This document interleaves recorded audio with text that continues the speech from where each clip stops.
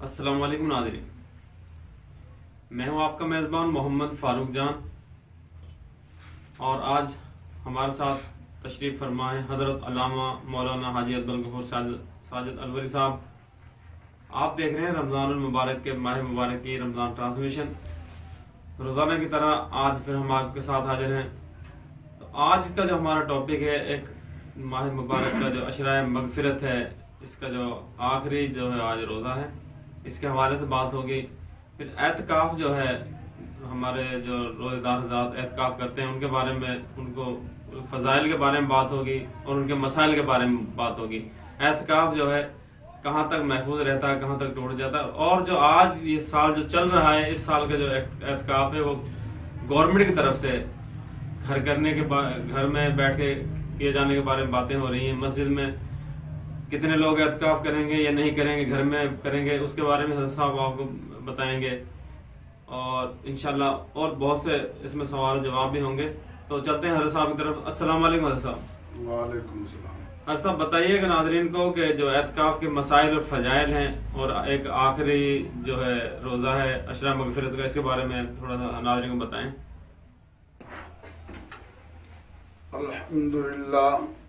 الحمدللہ وکفا وسلام علی عبادہ الذین اصطفى، اما بعد فاعوذ باللہ من الشیطان الرجیم، بسم اللہ الرحمن الرحیم۔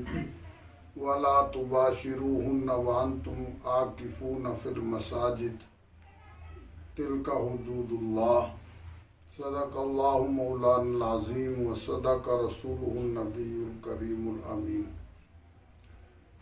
بھائی محمد فاروق جان صاحب، آج چونکہ عشرۂ مغفرت کا آخری روزہ ہے، جی، اور عشرۂ مغفرت کے بعد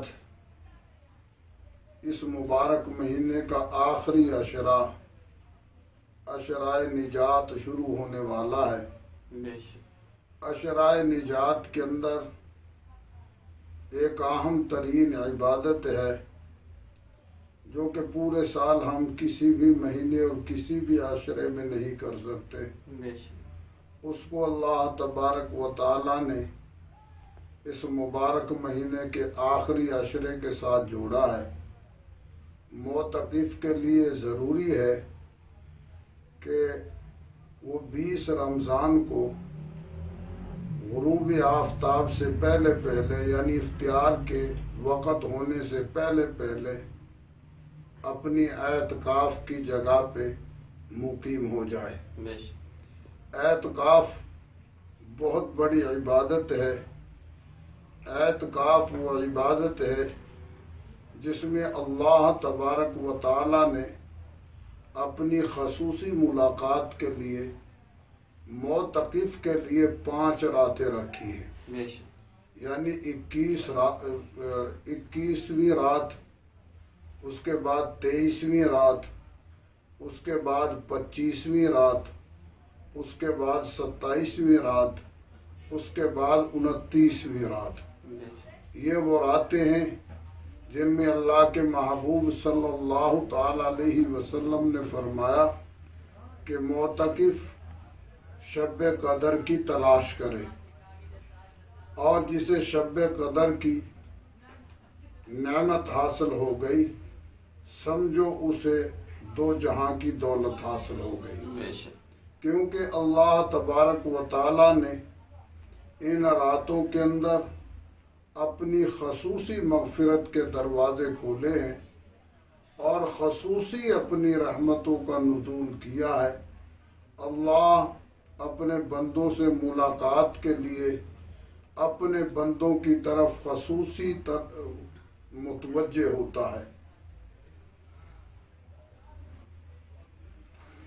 تو اللہ تبارک و تعالیٰ نے جب یہ ایک اتنی اہم عبادت اعتکاف کی صورت میں ہمیں عطا فرمائی ہے، تو اس کے کچھ تقاضے ہیں۔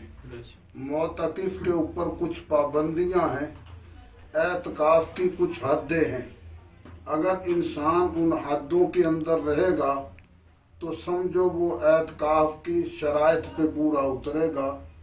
اگر وہ حدوں کو توڑ دے گا تو समझो उसने एतकाफ को तोड़ दिया। अब उन हदों के अंदर जो है चंद चीज़ें एक ऐसी हैं जिनके लिए मोतकिफ को बाहर निकलना जायज़ है। यानी मिसाल के तौर पे इंसान वज़ू के लिए बाहर निकल सकता है, इंसान जो है पेशाब पखाना के वास्ते मस्जिद से बाहर आ सकता है। अगर एक ऐसी मस्जिद में मोतकिफ है जहाँ जुमा नहीं होता और करीब दूसरी जामिया मस्जिद है, तो मोतकिफ को इजाज़त है कि वो जुमे की नमाज पढ़ने के वास्ते यानी इन टाइम जब नमाज जुमा का टाइम हो तो वो चला जाए और जुमा पढ़ते ही फौरन वापस आ जाए, यानी सुन्नत नवाफिल आके वापस अपनी जगह पे अदा करे। और एक आदमी अगर हाफिज कुरान है या कारी कुरान है, वो इस मस्जिद में मिसाल के तौर पे एतकाफ बैठा है, दूसरी मस्जिद में वो कुरान सुनाने के लिए जाता है, तो अगर उसने एतकाफ बैठने से पहले नियत की है कि मैं वहाँ कुरान सुनाने जाऊँगा, तो उसे इजाज़त है वो उतने वक़्त के लिए जा सकता है। बाकी अगर पहले नियत नहीं की तो उसे जाने की भी इजाज़त नहीं है। दूसरा, इसी तरह अगर खुदा न खास्ता इस अशरे में कोई जनाजा हो जाता है, अब जो जनाजा पढ़ने के लिए मोतकिफ को इजाज़त है कि नहीं है, इसमें भी नियत शर्त है।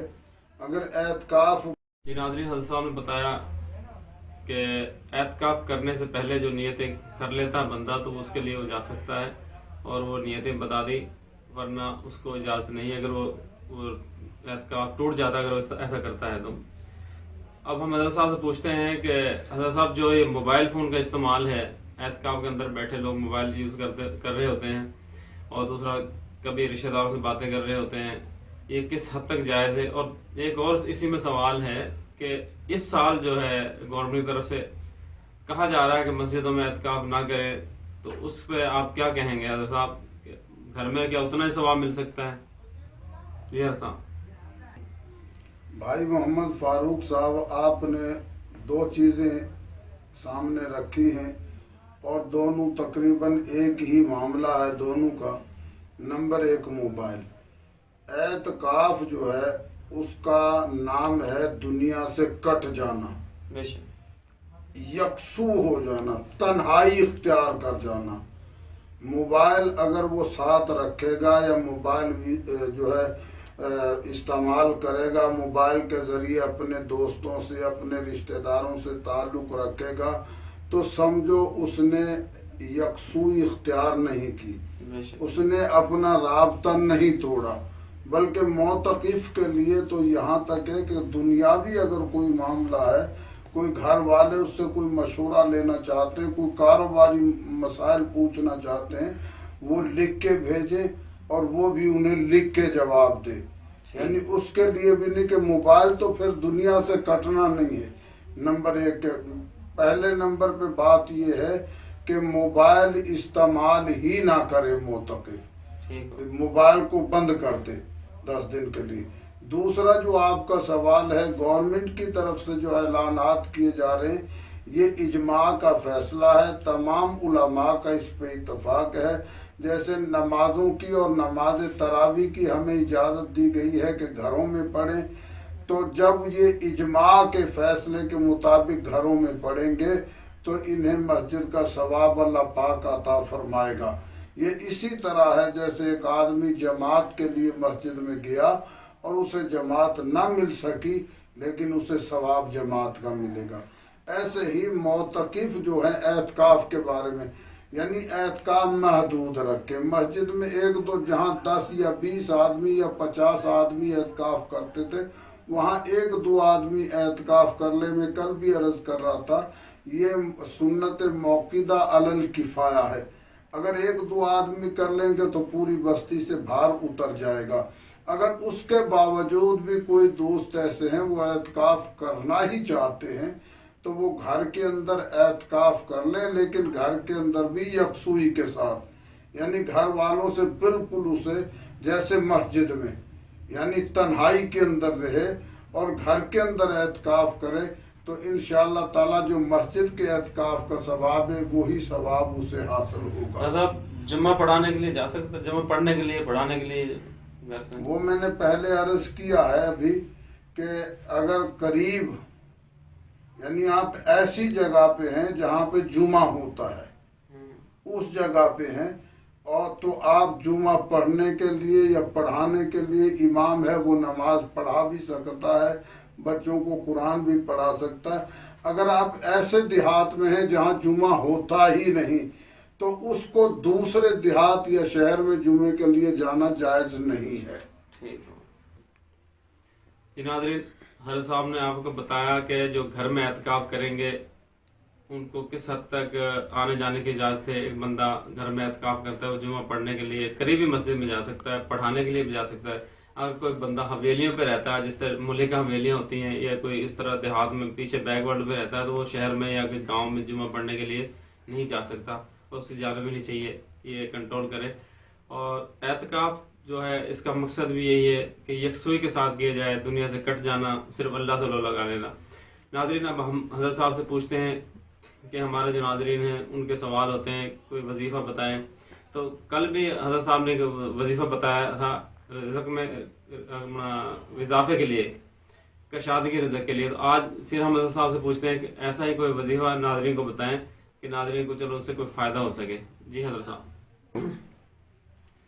بھائی محمد فاروق صاحب حضور پاک صلی اللہ علیہ وسلم کے زمانہ حیات کے اندر صحابہ کرام رضوان اللہ تعالی علیہم اجمعین کو دنیاوی یا دینی جب کوئی بھی امر پیش آتا تھا تو وہ سرکار دو جہاں صلی اللہ علیہ وسلم کی بارگاہ میں حاضر خدمت ہوتے اور اپنا وہ امر پیش کرتے اور آپ اس کے حل کے لیے انہیں کوئی نہ کوئی عمل بتاتے تھے۔ اسی طرح ایک واقعہ ہے، حضرت سیدنا ابن عمر رضی اللہ تعالیٰ عنہ فرماتے ہیں کہ ایک صحابی حضور پاک صلی اللہ علیہ وسلم کی بارگاہ میں حاضر ہوا اور عرض کی، یا رسول اللہ صلی اللہ علیہ وسلم، دنیا نے مجھ سے منہ پھیر لیا ہے۔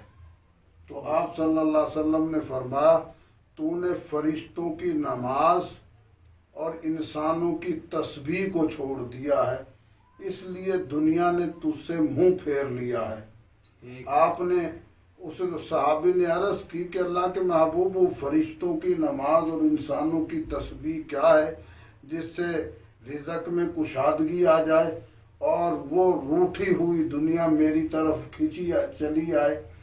آپ نے فرمایا کہ تو روزانہ فجر کی نماز کے بعد طلوع آفتاب سے پہلے پہلے ایک تسبیح روزانہ سبحان اللہ و بحمدہ سبحان اللہ العظیم استغفر اللہ، اس تسبیح کو پڑھا کر 100 دفعہ تو روٹھی ہوئی دنیا تیری طرف لوٹ کے آئے گی۔ اس صحابی نے اس تسبیح کو مسلسل پڑھنا شروع کیا اور کچھ عرصے بعد دوبارہ جب وہ حضور کی بارگاہ میں آیا تو عرض کی، اللہ کے محبوب، میرے پاس اتنی دولت آ گئی ہے کہ میرے گھر میں اس مال کو رکھنے کی جگہ باقی نہیں رہی۔ لیکن میں یہاں پہ ناظرین سے عرض کرنا چاہوں گا کہ جو بھی وظیفہ، کوئی بھی عمل ہم بتا رہے یا کوئی بھی آپ کو عالم دین یا کوئی جو ہے پیر بزرگ مرشد آپ کو بتاتا ہے، اس کو قوی امید کے ساتھ اور یکسوئی کے ساتھ مسلسل کریں۔ یہ نہیں کہ 2 دن 4 دن 10 دن کر کے چھوڑ دیں، اگر ثمرات دیکھ رہے تو آپ کو مسلسل اسے کرنا پڑے گا۔ جی ناظرین، حضرت صاحب نے وظیفہ بتایا کشادگی رزق کا، بہت اچھا وظیفہ ہے، آپ اسے کریں۔ اور کوئی بھی وظیفہ کرنے سے پہلے درود شریف لازمی پڑھیں، اس میں 3 دفعہ 7 دفعہ یا 11 دفعہ، کیونکہ کوئی بھی وظیفہ کرے درود شریف کے بغیر وظیفہ اپنا کامل عمل نہیں ہوتا، اس کو لازمی پڑھیں تو انشاءاللہ آپ کو فائدہ ہوگا، اور مسلسل اس کو کرتے ہی جانا ہے۔ حضرت صاحب نے آپ کو بتا دیا ہے۔ ناظرین، انشاءاللہ آپ کے ساتھ یہ سلسلہ جاری رہے گا، اور یہ ٹرانسمیشن اسی طرح چلتی رہے گی. اگر آپ نے ہمارا یوٹیوب چینل جو ہے میو نیوز کے نام سے اس کو سبسکرائب نہیں کیا ہے تو آپ اس کو مہربانی کریں سبسکرائب کریں اور بیل آئیکن کو جو پریس کریں تاکہ ہماری آنے والی ہر ویڈیو آپ تک پہنچتی رہے اور آپ اس سے مستفید ہوتے رہیں. السلام علیکم.